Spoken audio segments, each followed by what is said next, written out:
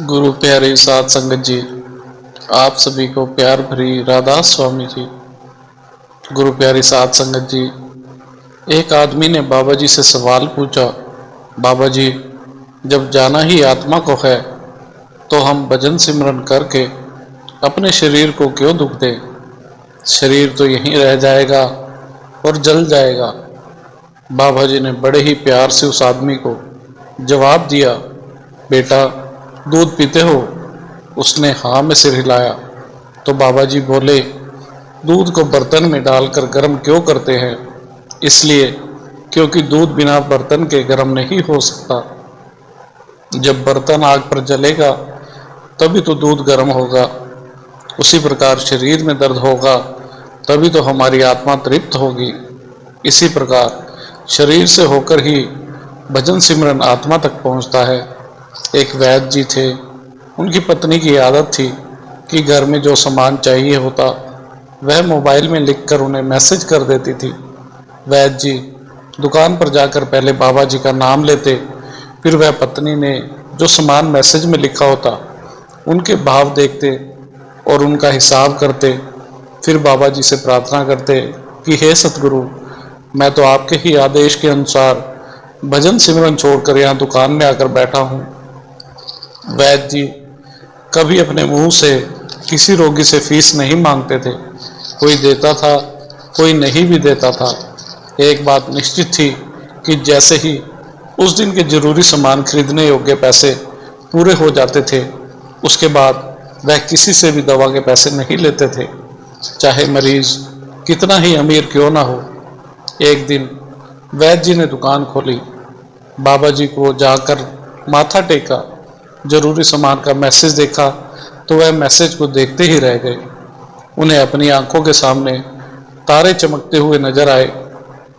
आटे, दाल, चावल आदि के बाद पत्नी ने लिखा था, बेटी का विवाह 20 तारीख को है, उसके दहेज का सामान। कुछ देर सोचते रहे, फिर बाकी चीज़ों की कीमत लिखने के बाद दहेज के सामने लिख दिया, यह काम बाबा जी का है, वह ही देखेंगे। एक दो रोगी आए थे, वैद्य जी दवाई दे रहे थे। उसी समय एक बड़ी सी कार उनकी दुकान के सामने आकर रुकी। वैद्य जी ने ध्यान नहीं दिया क्योंकि कई कारों वाले उनके पास आते रहते थे। दोनों मरीज दवाई लेकर चले गए। एक सूट बूट पहने साहब अंदर आए और नमस्ते कर बेंच पर बैठ गए। वैद्य जी ने कहा कि अगर आपको अपनी दवा लेनी है तो इधर स्टूल पर आ जाइए ताकि आपकी नाड़ी देख सकूं, और अगर किसी और की दवाई लेकर जाना है तो बीमारी का पूरा वर्णन करें। वह साहब कहने लगे, वैद्य जी आपने मुझे पहचाना नहीं, मेरा नाम मदन लाल है। मैं 15-16 साल के बाद आपकी दुकान पर आया हूँ। मैं आपको अपनी पिछली मुलाकात का हाल सुनाता हूँ, फिर आपको सारी बात याद आ जाएगी। जब मैं पहली बार यहाँ आया था तो मैं खुद नहीं आया था, मुझे बाबा जी आपके पास लेकर आए थे क्योंकि बाबा जी ने मुझ पर दया करनी थी। वह मेरा घर आबाद करना चाहते थे। मैं अपनी कार से अपने पैतृक घर जा रहा था। बिल्कुल आपकी दुकान के सामने मेरी कार पंचर हो गई। ड्राइवर कार का पहिया उतारकर पंचर लगवाने चला गया। आपने देखा कि मैं अब कार के पास गर्मी में खड़ा हूँ तो आपने मुझे दुकान की ओर इशारा किया और कहा कि इधर आकर कुर्सी पर बैठ जाएं। अंधा क्या चाहे, दो आंखें, और मैं कुर्सी पर आकर बैठ गया। ड्राइवर ने कुछ ज़्यादा ही देर लगा दी थी। एक छोटी सी बच्ची भी यहाँ आपकी मेज के पास खड़ी थी और बार बार कह रही थी, बाबा मुझे भूख लगी है, चलो ना। आप उससे कह रहे थे कि बेटी थोड़ा धीरज रखो, चलते हैं। मैं सोचकर कि इतनी देर से आपके पास बैठा हूँ और आप मेरे ही कारण खाना खाने भी नहीं जा रहे, मुझे कोई दवाई खरीद लेनी चाहिए ताकि आप मेरे बैठने का भार महसूस ना करें। मैंने कहा, वैद्य जी मैं पिछले कई साल से लंदन में रह रहा हूँ। लंदन जाने से पहले मेरी शादी हो गई थी, लेकिन अब तक बच्चे के सुख से वंचित हूँ। यहाँ भी इलाज करवाया और वहाँ लंदन में भी, लेकिन किस्मत ने निराशा के सिवा और कुछ नहीं दिया। आपने कहा था आप निराश ना हो, उसके घर में किसी चीज़ की कमी नहीं है। आस औलाद, धन दौलत, सुख दुख, जीवन मृत्यु, सब कुछ उसी के हाथ में है। यह किसी डॉक्टर के हाथ में नहीं है और ना ही किसी दवा में होता है। जो कुछ होना है उस कुल मालिक के हुक्म से होता है। औलाद देनी है तो उसी ने देनी है। मुझे याद है आपकी बातें, आप बातें करते जा रहे थे और साथ साथ पुड़िया भी बनाते जा रहे थे। सभी दवा आपने 2 भागों में बांटकर अलग अलग लिफाफों में डाल दी थी। फिर मुझसे पूछकर आपने एक लिफाफा पर मेरे और दूसरे लिफाफे पर मेरी पत्नी का नाम लिखकर दवा खाने का तरीका बताया था। मैंने तब यह दवाई बेदिली से ले ली थी, क्योंकि मैं सिर्फ कुछ पैसे आपको देना चाहता था। लेकिन जब दवा लेने के बाद मैंने पैसे पूछे तो आपने कहा था बस ठीक है। मैंने जोर डाला तो आपने कहा कि आज का खाता बंद हो गया है। मैंने कहा मुझे आपकी बात समझ नहीं आई। इसी दौरान वहाँ एक आदमी आया।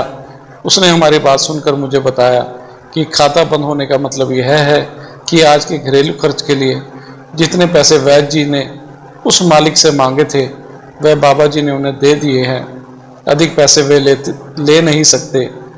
मैंने जब घर जाकर पत्नी को वह दवाई दी और सारी बात बताई तो उसके मुंह से निकला, वो इंसान नहीं कोई देवता है, उनकी दवा ही हमारी मुराद पूरी करने का कारण बनेगी।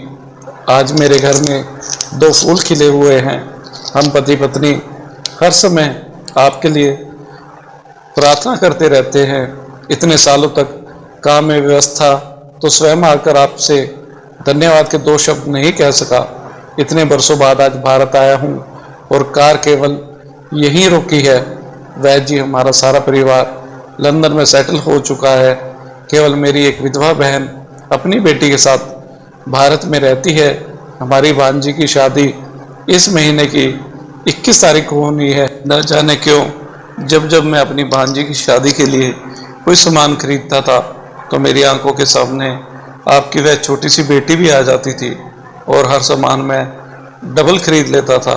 मैं आपके विचारों को जानता था कि वह सामान आप लेंगे या नहीं, पर मुझे लगता था कि मेरी अपनी सगी भांजी के साथ जो चेहरा मुझे बार बार दिख रहा है वह भी मेरी भांजी है। मुझे लगता था कि ईश्वर ने इस भांजी के विवाह में भी मुझे भात भरने की जिम्मेदारी दी है। वैद्य जी की आंखें आश्चर्य से खुली रह गई और बहुत धीमी आवाज में बोले, मदन लाल जी, आप जो कुछ कह रहे हैं मुझे समझ नहीं आ रहा कि उस मालिक की यह क्या माया है। अब मेरी पत्नी के हाथ का लिखा हुआ यह मैसेज देखिए। वैद्य जी ने मोबाइल खोलकर मदन लाल जी को दे दिया।